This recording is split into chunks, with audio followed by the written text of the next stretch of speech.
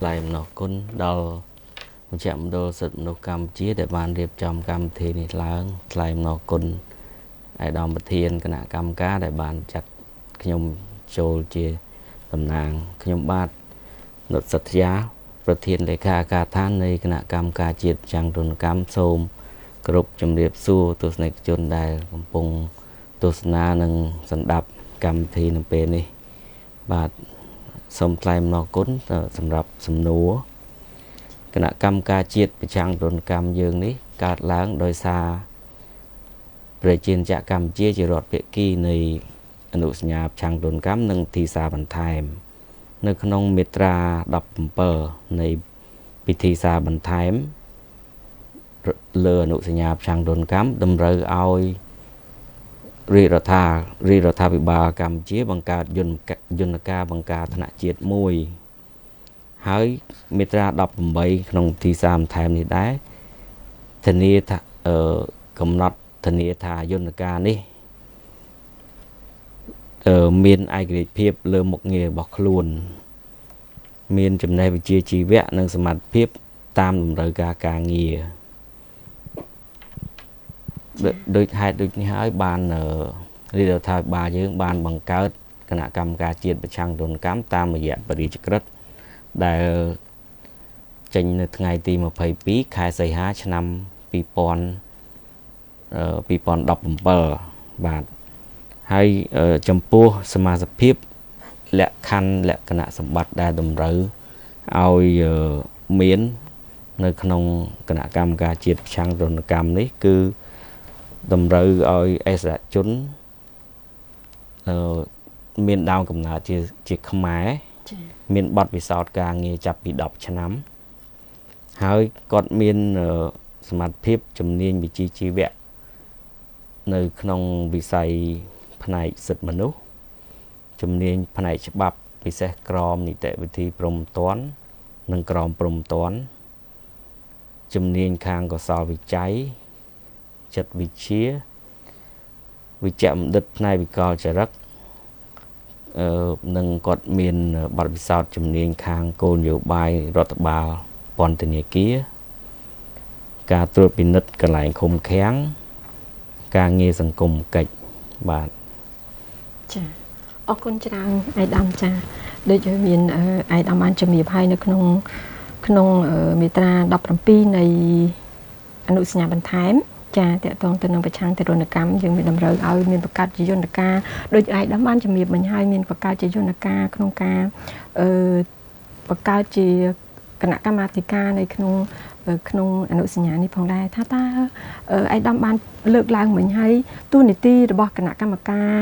មាធិការនីមួយៗដូចមានជំនាញខាងបទពិសោធន៍រហូតដល់10ឆ្នាំពាក់ព័ន្ធនឹងសិទ្ធិមនុស្សពាក់ព័ន្ធនឹងអីផ្សេងៗដែលឯកឧត្តមបានជំរាបមិញហ្នឹង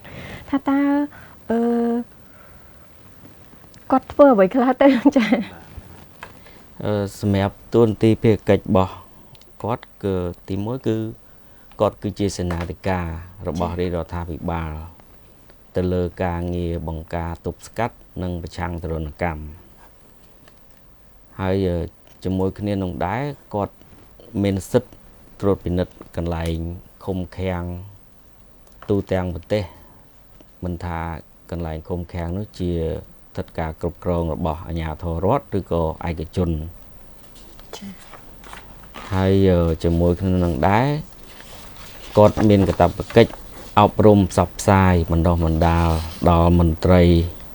អាជ្ញាធរមានសមត្ថកិច្ចអនុវត្តច្បាប់ពាក់ព័ន្ធផ្សព្វផ្សាយអំពីលិខិតបទដ្ឋានគតិយុត្តនានា